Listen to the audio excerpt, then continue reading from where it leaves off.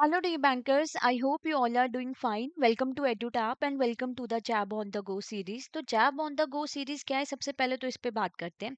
देखिए, जैब on the go series है ना, कहीं से भी कभी भी 15 से 20 मिनट की रिकॉर्डेड वीडियो से के आप अपने कॉन्सेप्ट जो है ना वो स्ट्रॉन्ग करते जाएं, ताकि मई 2026 तक आपकी बहुत अच्छे से प्रिपरेशन हो जाए। तो 15-15 मिनट की रिकॉर्डेड वीडियोस हैं ये। मॉर्निंग में देख ली एक वीडियो, एक आफ्टरनून में लंच टाइम या कहीं पे ट्रैवल कर रहे हैं उस टाइम देख ली। तो इस तरीके से ना आपकी प्रिपरेशन जो है ऑन द गो होती रहेगी। अब आज का जो हमारा लेक्चर है that is all about the e KYC और वायर ट्रांसफर। तो लेक्चर 25 है, यानी 25 लेक्चर्स हमारे ऑन द गो सीरीज में कंप्लीट हो चुके हैं। एंड जैसे आप टारगेट कर ही रहे हैं मई 2026 को, तो you should have a fair idea of previous year question, most important topic and important MCQs. देखिए, मोस्ट इंपॉर्टेंट टॉपिक क्यों इंपॉर्टेंट है? क्योंकि हमें सब कुछ पढ़ना नहीं है एक पर्टिकुलर चैप्टर से, ना ही आपके पास टाइम है। तो जो इंपॉर्टेंट टॉपिक है वो किस तरीके से पढ़ने हैं, आपको इस डॉक्यूमेंट से पता चलेगा। प्रीवियस ईयर क्वेश्चन आपको किसी भी एग्जाम का एक रियल पैटर्न, रियल ट्रेंड बताते हैं, कौन कौन से क्वेश्चंस बार बार आ रहे हैं एग्जाम में।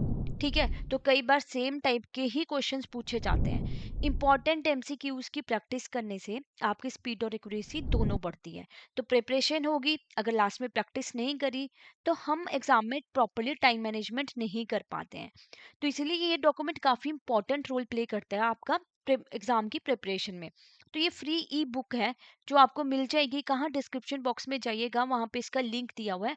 आप इसको डाउनलोड कर सकते हो और अपनी प्रिपरेशन को और आसान बना सकते हो। ओके, तो चलिए, now let's start with the today's topic. सबसे पहले हमने किसके बारे में बात करनी थी? ई के वाई सर्विस ऑफ यूआईडीआई आधार। देखिए, इसके ऊपर ना आपको अभी रिसेंट नवंबर 2025 पे क्वेश्चन पूछा गया है। तो केवाईसी वाला जो चैप्टर है इम्पोर्टेंट है, बड़ा भी है और इम्पोर्टेंट भी है। देखिए, अब क्या होता है, ई केवाई सर्विस ऑफ यूआईडीआई आधार, यानी आधार का यूज करके केवाईसी करनी। तो बैंक को सबसे पहले क्या करना पड़ता है? बेसिक स्टेप जो होता है, बैंक को साइन करना है के U A, that is KYC user agency agreement. किसके साथ? यूआईडीआई के साथ, जो आधार हमें क्या करते हैं, इशू करते हैं उनके साथ, कि ई केवाई सर्विसेज उन्होंने अनेबल करनी है। फर्स्ट पॉइंट ये हो गया। देन अब जो ये ई केवाई सर्विस है, ये हमें कहाँ कहाँ प्रोवाइड करनी है? क्रॉस डिलीवरी चैनल्स, जहाँ पे बैंक ब्रांचेस तो है ही आपका, माइक्रो एटीएम्स हो गए और बिजनेस क्रॉसपोंडेंट पॉइंट भी हो गए। राइट, तो यहाँ पे हमें ये ई केवाई सर्विस जो है प्रोवाइड करनी है कि आराम से केवाईसी हो जाए ऑनलाइन। अब क्या प्रोसीजर होता है ई केवाईसी डाटा शेयर करने का? सबसे पहले क्या किया जाता है, जो बैंक ऑफिशियल है वो क्या करते हैं, वो इनपुट करते हैं कस्टमर का आधार नंबर, कहाँ पे? जो बैंक का ई केवाईसी सॉफ्टवेयर होता है। फर्स्ट स्टेप वो ये हो गया। देन कस्टमर प्रोवाइड करेंगे अपनी बायोमेट्रिक्स डाटा ऑथेंटिकेशन के लिए, फिंगरप्रिंट्स वगैरह। ठीक है, तो ये प्रोवाइड किए जब उन्होंने, तो जो सॉफ्टवेयर है जो बैंक का, हम केवाईसी सॉफ्टवेयर की बात कर रहे हैं, वो क्या करेगा? वो भेज देगा एनक्रिप्टेड डाटा, यानी बीच में जिसको कोई तोड़ ना पाए, एक सिक्योर वे में। किसके पास? यूआईडीआई के सेंट्रल आइडेंटिटी डाटा रिपोजिटरी को। वहां पे चला गया। अब नेक्स्ट स्टेप क्या होता है? यहाँ तक तो बैंक का काम हो गया। अब नेक्स्ट स्टेप क्या है कि यूआईडीआई क्या करेगा? चेक करेगा कि मैच हो रहा है इस पर्सन का। अगर मैच मिल गया तो यूआईडीआई क्या करता है? सेंड कर देता है digitally signed end encrypted demographic information और कस्टमर का फोटोग्राफ। अगर मैच नहीं मिला तो क्या दिखा दिया जाता है? Type of error. तो इस तरीके से ये पूरी ई केवाई सर्विसेज जो है वो कंप्लीट हो जाती है। So this is the procedure. इतना ही हमें जानना है यहाँ पे ई केवाईसी के बारे में। अब नेक्स्ट जो हमारा टॉपिक है which is wire transfer. Wire transfer का मतलब क्या होता है? इलेक्ट्रॉनिक मेथड है पैसे भेजने का, चाहे डोमेस्टिक कर लो इंडिया के अंदर या इंडिया के बाहर। अब वायर ट्रांसफर में हम क्या कर रहे हैं? फंड्स को ट्रांसफर कर रहे हैं बिटवीन इंडिविजुअल्स भी हो गए, एंटिटीज, कंपनीज भी हो सकते हैं, बैंक भी हो सकते हैं, क्रॉस डिफरेंट लोकेशन। तो क्या बेनिफिट होता है वायर ट्रांसफर का? देखो, अब जब से टेक्नोलॉजी आई है, टेक्नोलॉजी की इन्वेंशन हुई है, तब से क्या हो रहा है कि बहुत प्रोसेसेस आराम से हो पा रही है, कन्वीनियंट मैनर में पैसे ट्रांसफर किए जा रहे हैं, जस्ट सेकंड्स, मिनट्स, बहुत कम टाइम में। बट जब टेक्नोलॉजी आती है तो ऑब्वियसली उसके साथ रिस्क भी तो आता है। क्या? Money laundering, terror financing. ये स्विफ्ट के थ्रू जब हम पैसे भेजते हैं, इसमें भी थोड़ा रिस्क था। कुछ ऐसे स्कैम्स भी हुए बीच में, ऑनलाइन पैसे ट्रांसफर करते तो साइबर अटैकर बैठे होते हैं कि कब जाके हम जो है यहाँ पे अटैक करें। तो इन्हीं चीजों से डील करने के लिए ना आरबीआई ने कुछ नॉर्म्स भी बताए हुए हैं कि हमें जो फॉलो करना है कि हमारा सिस्टम सिक्योर रहे। ठीक है, तो यहाँ पे हम फिजिकल एक्सचेंज नहीं कर रहे हैं। राइट। अब क्रॉस बॉर्डर वायर ट्रांसफर की बात करते हैं। वायर ट्रांसफर दो तरीके का है ना, डोमेस्टिक और cross border wire transfer. Cross border wire transfer यानी जब आप इंडिया के बाहर पैसा भेजते हो, तो इसमें क्या आता है, आप क्रेडिट और डेबिट कार्ड और जो है वो इंक्लूड कर सकते हो। ठीक है। ओरिजिनेटर इंफॉर्मेशन जरूरी चाहिए इसमें, नेम, एड्रेस, अकाउंट नंबर। अगर आपकी ये डिटेल्स नहीं है तो यूनिक रेफरेंस नंबर भी चलेगा अगर आपका अकाउंट नहीं है। देखो, ये ओरिजिनेटर का मतलब क्या हुआ, कौन पैसे भेज रहा है, एक तरीके से समझ लीजिए सेंडर, जो पैसे भेजता है। ओके। अगर किसी का अकाउंट नहीं है तो क्या रिक्वायर्ड होता है, यूनिक रेफरेंस नंबर चाहिए होता है। तो ये जरूरी होता है, सेंडर कौन है, कहाँ से पैसे भेज रहा है, उसका अकाउंट नंबर क्या है, और किसको पैसे भेज रहा है। अब एक एक्सेप्शन है यहाँ पे, क्या है कि जब आप बैंक ट्रांसफर करते हैं ना, या फाइनेंशियल इंस्टीट्यूशंस ट्रांसफर करते हैं, तो ये डिटेल्स रिक्वायर्ड नहीं होती। यानी एसबीआई बैंक सिटी बैंक को अगर पैसे भेजना चाहता है, आपस में उनकी कोई ट्रांजेक्शन हो रही है, तो फिर डिटेल्स रिक्वायर्ड नहीं होंगी। डोमेस्टिक वायर ट्रांसफर की अगर बात करें, देखो, ट्रांजैक्शन अगर आप 50,000 उससे ऊपर की करो नेफ्ट या आरटीजीएस के थ्रू, हमने कहा ना इलेक्ट्रॉनिक मोड है ये पैसे भेजने का, तो वहां पे ओरिजिनेटर की इंफॉर्मेशन जरूरी चाहिए, नेम, एड्रेस, अकाउंट नंबर। मतलब कौन पैसे भेज रहा है, सेंडर, उसको ओरिजिनेटर हमने बोला। अगर कस्टमर स्ट्रक्चर कर रहा है ट्रांसफर की आइडेंटिफिकेशन ना हो, उस आइडेंटिफिकेशन से बचने के लिए बिलो 50,000, है ना, मतलब 49,900 की ट्रांजेक्शन एक बार कर दी, 49,990 की, इस तरीके से कि मेरी आइडेंटिफिकेशन ना की जाए, तो क्या किया जाएगा, तो उस केस में बैंक क्या करेंगे, बैंक ऑफिसर्स आइडेंटिफाई करेंगे ऐसे पैटर्न्स को, रेड फ्लैग दिखाएंगे। और कस्टमर अगर कॉपरेट नहीं करता है तो उसकी आइडेंटिटी को एस्टेब्लिश किया जाएगा और सस्पिशियस ट्रांजैक्शन रिपोर्ट फाइल कर दी जाती है एफयू इंडिया के पास। ओके। तो ये हमारा डोमेस्टिक वायर ट्रांसफर में होता है। अब जो ओरिजिनेटर है उसकी इंफॉर्मेशन को स्टोर करके रखना होता है फॉर एटलीस्ट 5 ईयर। ठीक है, बाय ऑर्डरिंग बैंक। अब तीन तरह के बैंक यहाँ पे आप देखेंगे वायर ट्रांसफर में।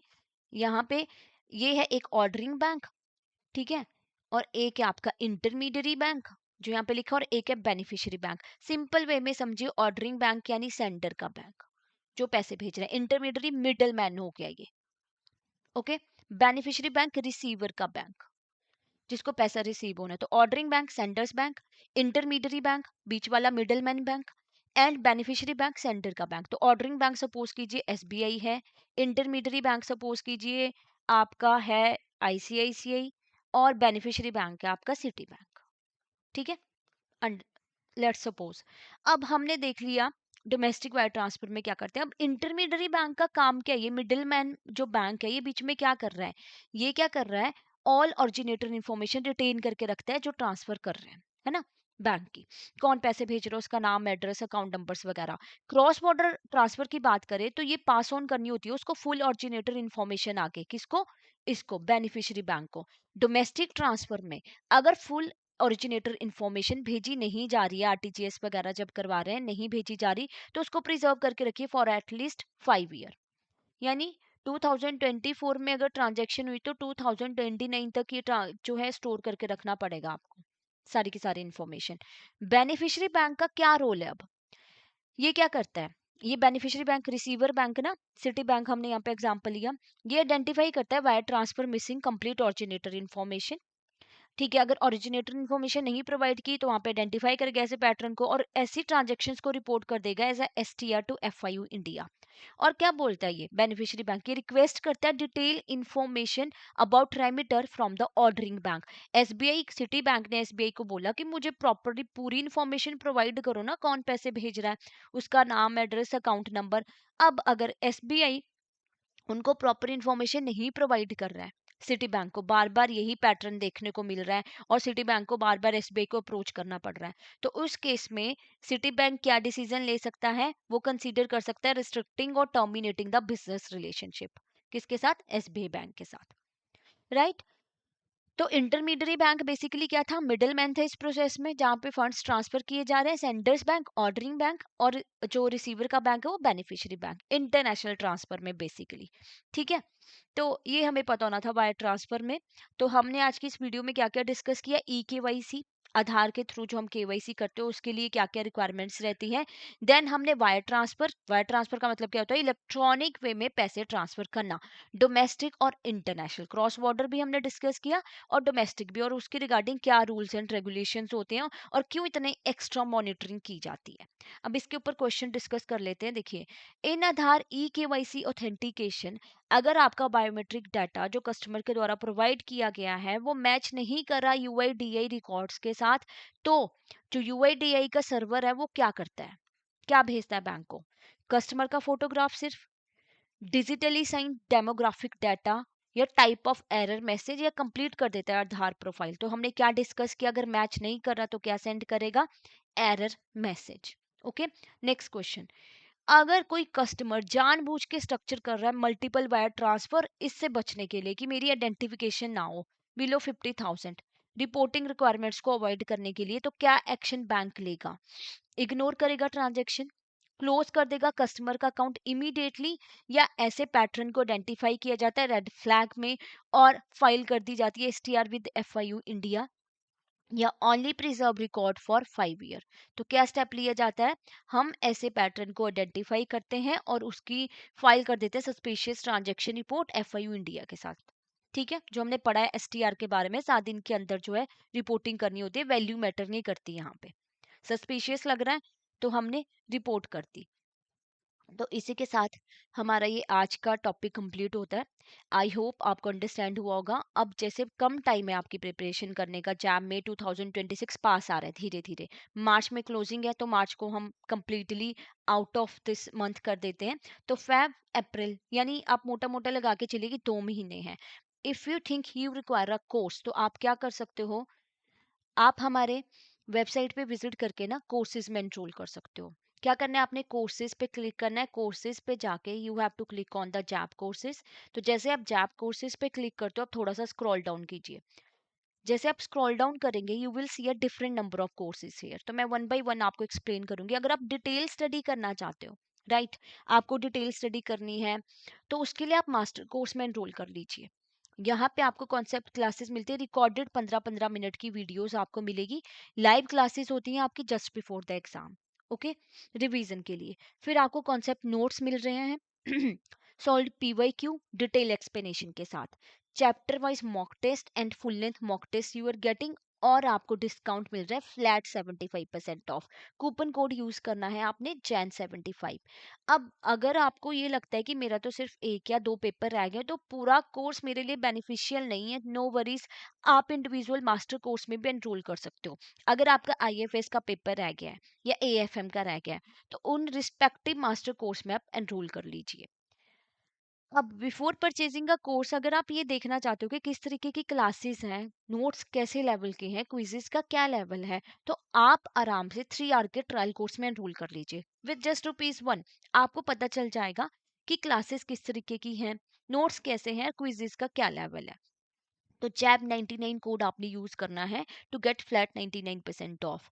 अब अगर आप कम टाइम में अच्छी स्टडी करना चाहते हो कि कम टाइम में मेरी तैयारी हो जाए अच्छे से और मैं पेपर क्लियर कर पाऊँ, तो आप हमारे लाइव क्रैश कोर्स में एनरोल कर सकते हो। बैच 2 ऑलरेडी लॉन्च, जिसकी क्लासेस स्टार्ट हो गई हैं 15 जनवरी से। ओके, तो यहाँ पे आपको क्या मिलता है, total 60 live classes you are getting, यानी 15 क्लासेस ऑफ ईच सब्जेक्ट। हर सब्जेक्ट की 15-15 क्लासेस आपको मिलेंगी। फिर आपको कॉन्सेप्ट नोट्स मिलेंगे, सॉल्व पीवाईक्यू डिटेल एक्सप्लेनेशन के साथ, chapter wise mock test and full length mock test you are getting with flat 75% off. Code है जैन 75। और अगर आपको ये लग रहा है कि आपकी प्रिपरेशन तो हो चुकी है, अब प्रैक्टिस करने के लिए क्या ऑप्शन है कि मेरे को एक ऐसी सीरीज मिल जाए जिसमें पीवाईक्यू सॉल्व हो, फुल लेंथ मॉक टेस्ट हो, चैप्टर वाइज मॉक टेस्ट हो, कि मई तक ना अच्छे से प्रिपरेशन हो जाए, तो आप हमारे टेस्ट सीरीज में एनरोल कर सकते हो। यहाँ पे आपको सॉल्व पीवाईक्यू मिल रहे हैं, फुल लेंथ मॉक टेस्ट मिल रहे हैं and chapter wise mock test भी मिल रहे हैं, कि हर चैप्टर के बाद ना अच्छे से एग्जाम की प्रिपरेशन हो जाए और ये भी पता चल पाए कि कितना हम अच्छे से अटेम्प्ट पर कर पा रहे हैं और टाइम मैनेजमेंट हो रही है कि नहीं हो रही है। तो यहाँ पे भी कोड यूज कीजिएगा Jain 75 to get flat 75% off. और अगर आप कोई स्ट्रेटेजी के बारे में डिस्कस करना चाहते हो, आपको मोटिवेशन फील नहीं हो रही, तो आप हमारी मेंटर टॉक में एनरोल कर सकते हो, जो 15 दिन में एक मेंटर टॉक हमारी रहती है। यहाँ पे आप अपने रिस्पेक्टिव मेंटर से अपने डाउट डिस्कस कर सकते हो। आपको डर लग रहा है, आपका पढ़ाई का मन नहीं कर रहा, कोई भी डाउट है, तो बेझिझक आप वहाँ पे डिस्कस कर सकते हो। ओके। और इसी के साथ अगर आपको कोई और डाउट है, कोई और क्वेरी है आपकी, तो आप हमें इस नंबर पे कॉल कर सकते हो और मेल भी कर सकते हो, hello@edutap.com.in। Thank you so much, have a nice day.